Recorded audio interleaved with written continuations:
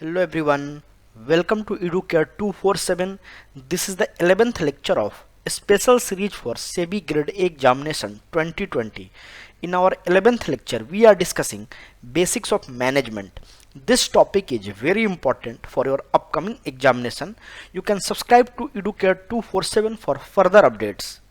Humanity is going through one of the biggest crises from their existence. At this moment, knowledge and science is the only hope. You are also advised to not roam around unnecessarily, sit at your home and maintain social distancing. While sitting at your home, you can easily prepare through EduCare SEBI Grade A 2020 crash course. EduCare is giving 50% discount on this course and it will be called as Corona Learning. In this course, we are covering the detailed syllabus. Topic-wise MCQs will be provided. Complete coverage of paper 2 will be there and GS of paper 1 will be covered. Descriptive English part will be covered. Our notes are crisp and concise and we are providing video lecture for important topics as well. Live doubt session will be there. You can get this course at the price of 1499. So after getting 50% discount, you'll get this course in 1499. You can visit educare247.com and subscribe to this course. Let us understand for SEBI Grade A examination what all you have to learn in the management. You need to know about the nature and the scope of management, then management processes like planning, organization, staffing, directing and controlling. Then you need to know about the role of manager in an organization.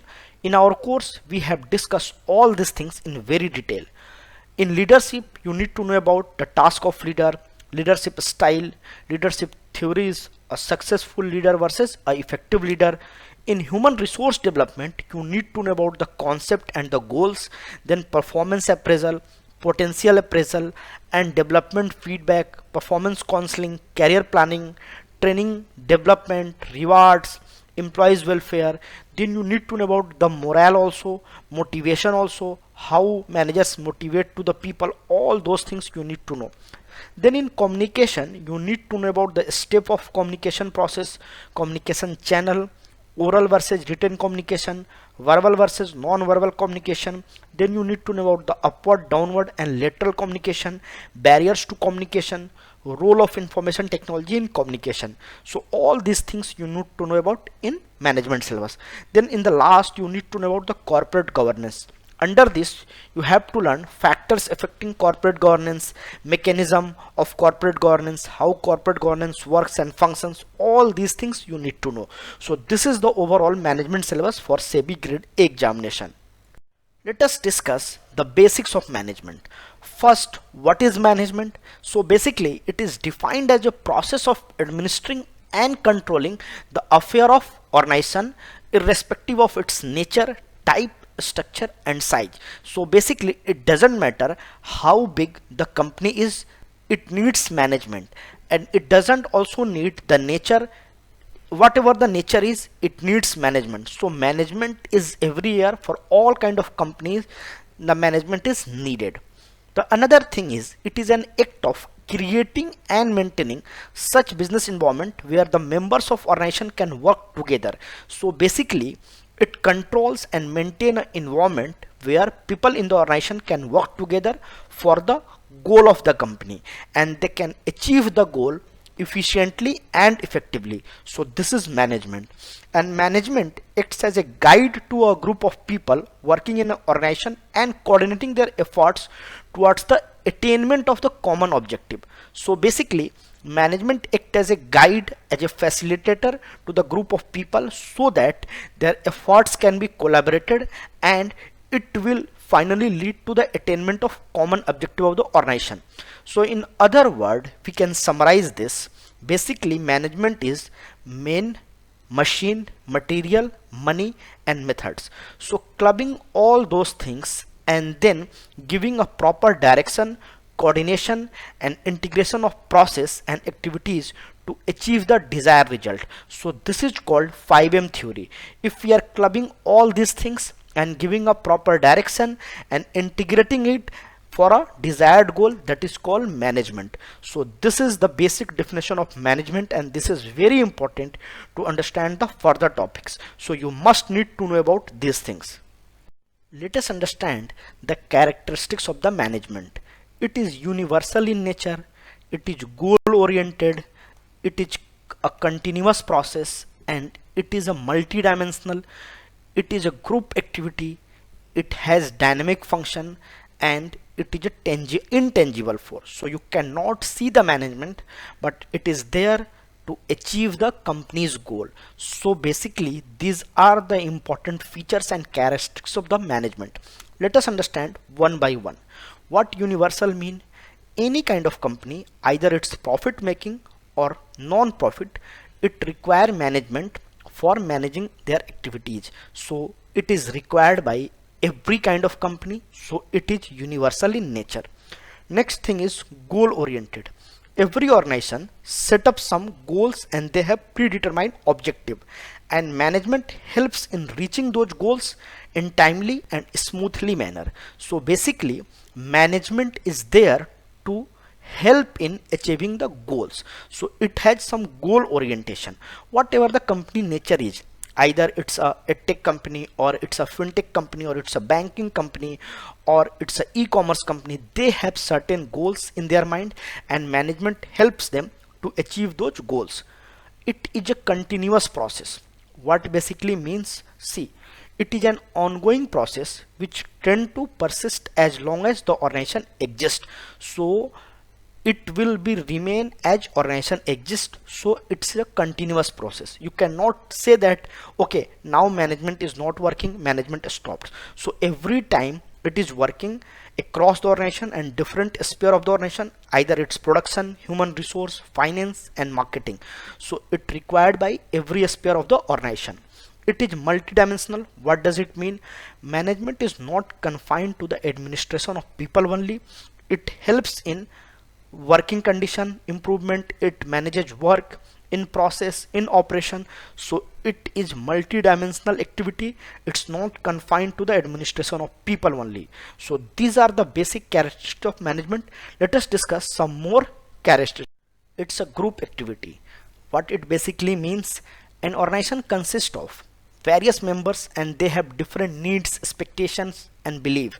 Every person joined the organization with a different motive, but after becoming a part of the organization, they work for achieving the same goal, and it requires supervision, teamwork and coordination, and here management comes into the picture. So basically management coordinates among the people and they provide a team to work there to achieve the same goal. So it's a team activity. It is a dynamic function. What basically means?